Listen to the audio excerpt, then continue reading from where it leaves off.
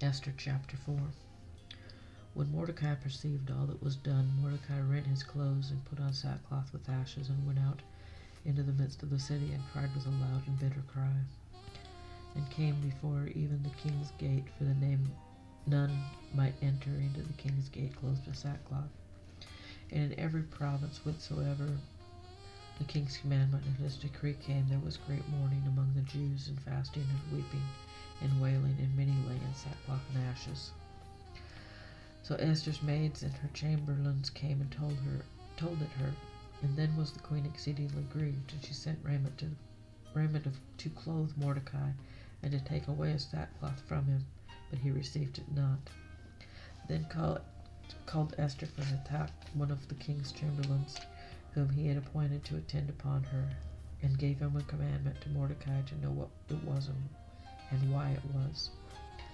So Hathach went forth to Mordecai unto the street of the city, which was before the king's gate. And Mordecai told him of all that had happened unto him, and of the sum of the money that Haman had promised to pay to the king's treasuries for the Jews to destroy them.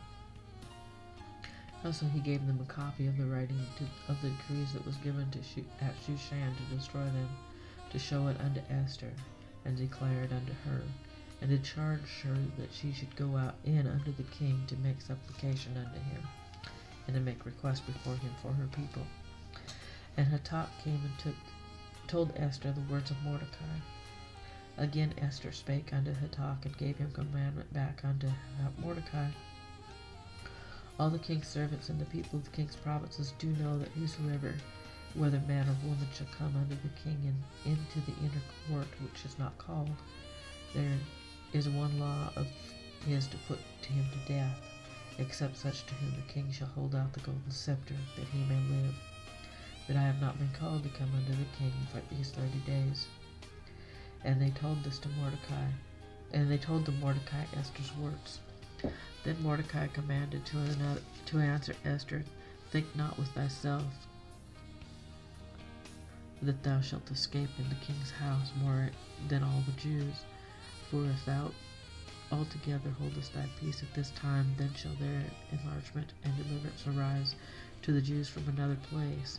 But thou and thy father's house shall be destroyed, and who knoweth whether thou art come to the kingdom for such a time as this? Then Esther bade them to return Mordecai this answer. Go, gather together all the Jews that are present in Shushan, and fast ye for me, and neither eat nor drink 3 days, night or day.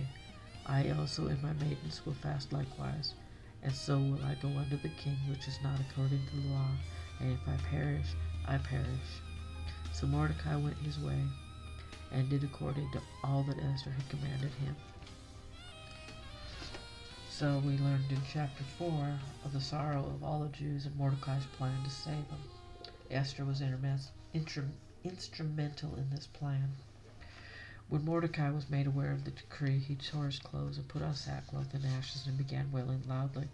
The other Jews in the city followed his lead, and they came to the gate but could not enter, as the king had forbade sackcloth inside.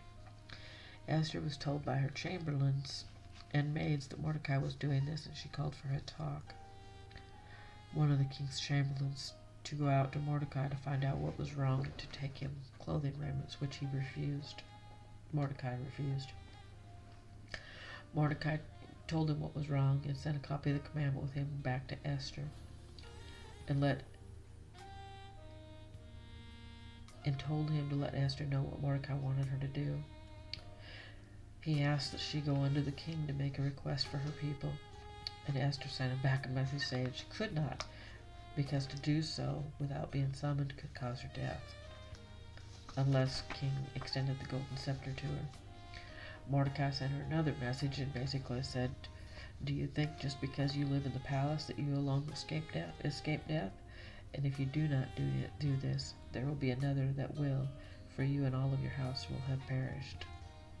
Esther sent back the response, requesting that all Jews present in Shushan fast, and not drink for 3 days. She and her maidens would do else likewise, and then she would go unto the king, which is not according to the law, saying, If I perish, I perish.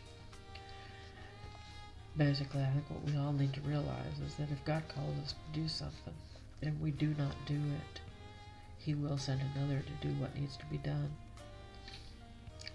And that person will receive the blessing of it while we have left our blessing sitting on the wayside.